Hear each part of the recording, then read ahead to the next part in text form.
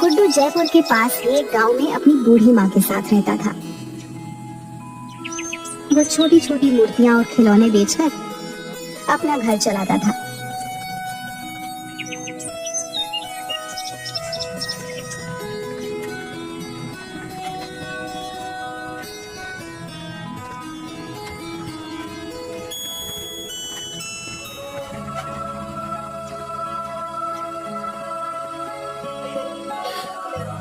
अरे माँ, क्या हुआ? तुम रो क्यों रही हो? बेटा, वो जमींदार आया था। तुम्हारे बाबा ने उससे कुछ 50,000 रुपए कर्जा लिया था। वो अब सूद समेत मिलाकर 1.5 लाख हो गया है। हम इतने पैसे कहाँ से लाएंगे बेटा? उसने बस 2 हफ्ते का वक्त दिया है, वरना ये घर खाली करना होगा। माँ, तुम रोना बंद करो, मैं कुछ करता हूँ। तुम फिक्र मत करो। गुड्डू परेशान सा पैसे जुगाड़ करने का रास्ता सोचते हुए बाहर निकल आता है।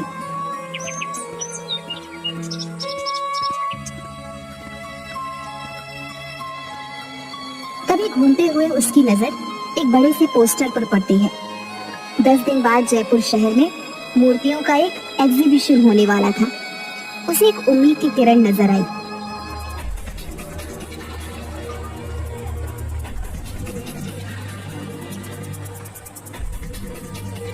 उसने तुरंत वापस लौटकर मूर्ति बनाना शुरू किया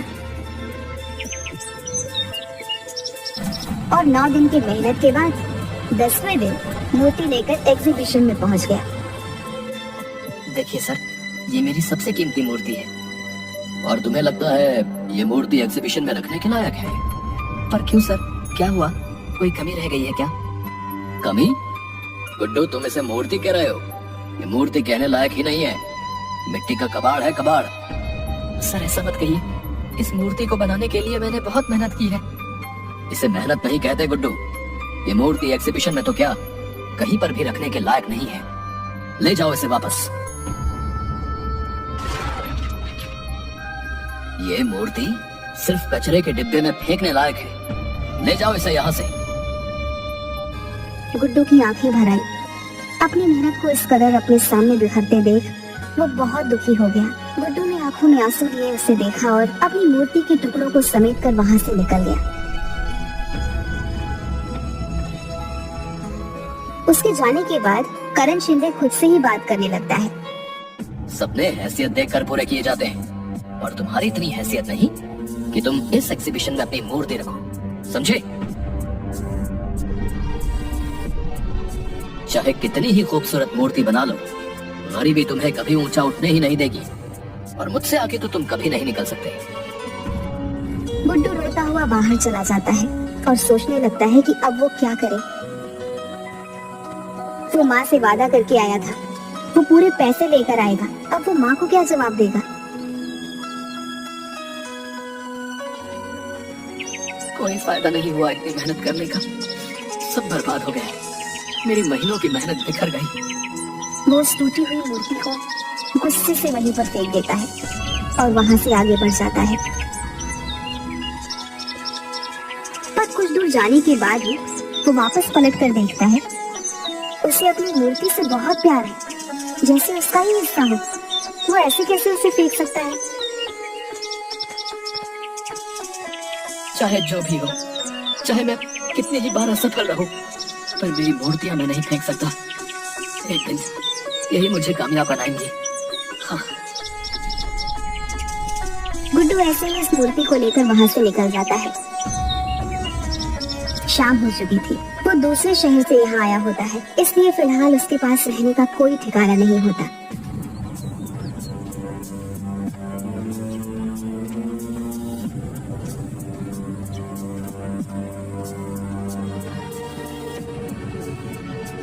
गुड्डू बहुत थक गया होता है, इसलिए वहीं बेंच पर पीठ लगाकर एक झपकी लेने लगता है। गुड्डू काफी देर तक सोता रहता है और फिर अचानक एक आवाज के साथ उठता है।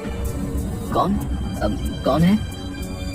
पर वहाँ कोई होता ही नहीं। अचानक गुड्डू की आंखें हैरान से बड़ी हो जाती हैं जब वह अपने सामने अपनी मूर्ति को देखता है।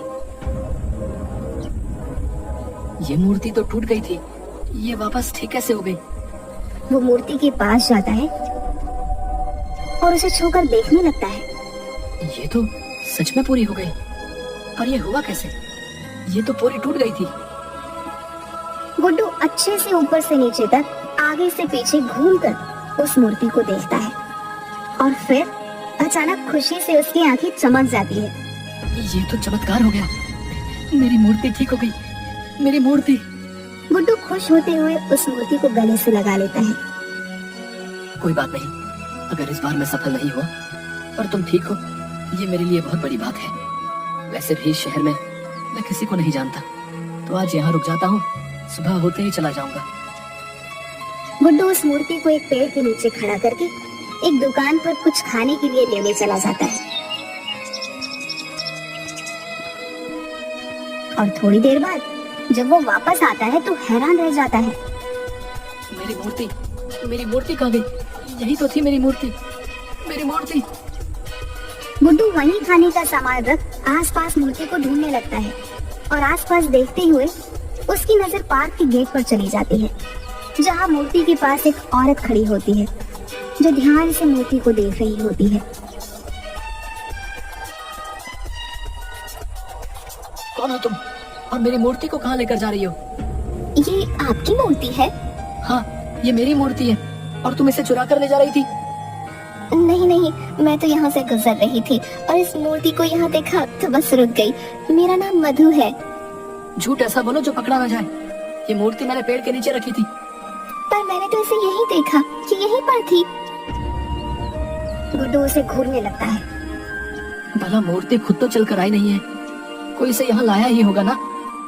मुझे नहीं पता, पर आपकी मूर्ति बेहद खूबसूरत है। आपने खुद बनाई है? हाँ, मैंने बनाई है, पर कोई मतलब नहीं है। मतलब क्यों नहीं? कितनी खूबसूरत मूर्ति है ये। ऐसी और भी होंगी, आप इन्हें एग्जीबिशन में क्यों नहीं रखते?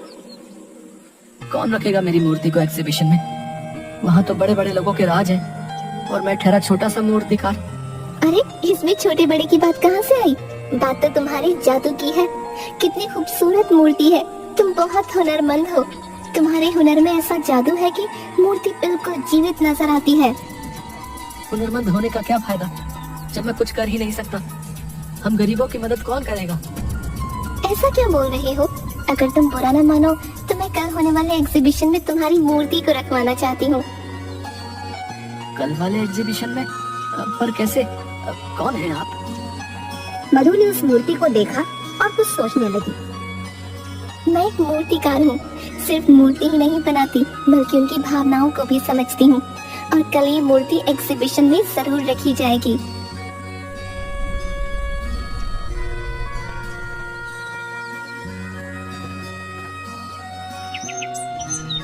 अगले दिन एग्जीबिशन में गुड्डू की मूर्ति भी रखवाई जाती है, पर किसी को गुड्डू का नाम नहीं पता होता, क्योंकि ये पहली बार हुआ था जब गुड्डू की कोई मूर्ति एग्जीबिशन में रखी गई है। गुड्डू खुश होकर देख रहा था। सबसे ज्यादा भीड़ उसकी मूर्ति के सामने होती है और ये सब देखकर उसे बेहद खुशी होती है। करण शिंदे ये सब देखकर उसके पास आता है।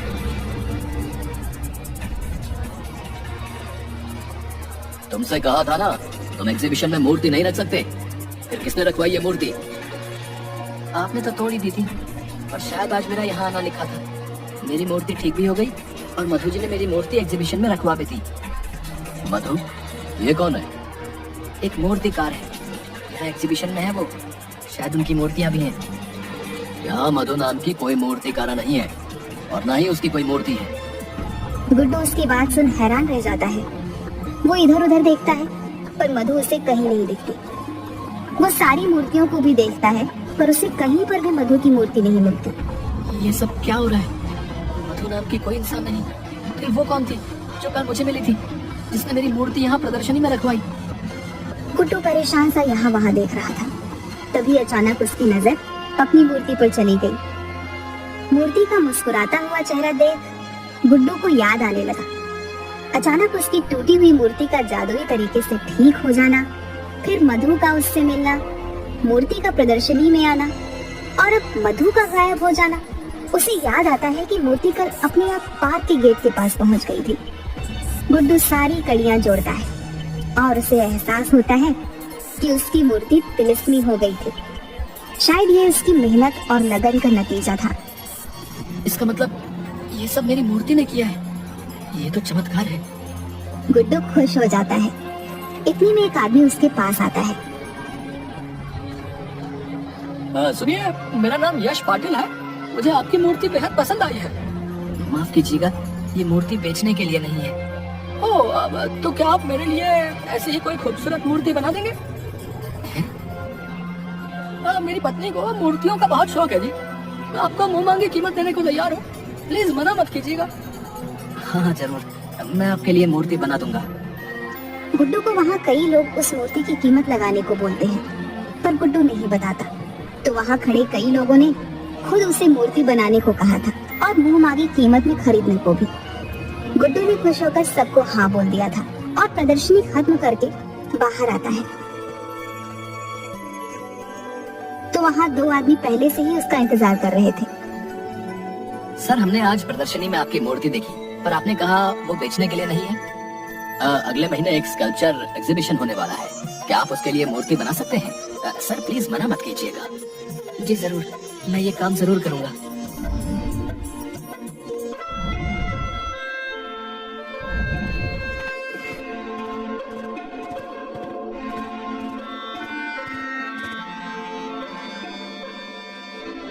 उसे यकीन हो गया था कि ये सब उसकी मूर्ति ने किया है। वो लोग 2 लाख रुपए एडवांस भी देते हैं, जिससे गुड्डू जमींदार के पैसे चुका देता है। गुड्डू की बनाई मूर्ति इस एग्जीबिशन में सबसे महंगी बिकी और गुड्डू जानता था इस कामयाबी में उसकी जादुई तिलिस्मी मूर्ति का हाथ है, जिसकी वजह से वह इतना आगे बढ़ पाया है। उसने आज तक उस मूर्ति को कभी किसी को नहीं बेचा, चाहे किसी ने उसे करोड़ रुपए ही ऑफर क्यों न किए हों।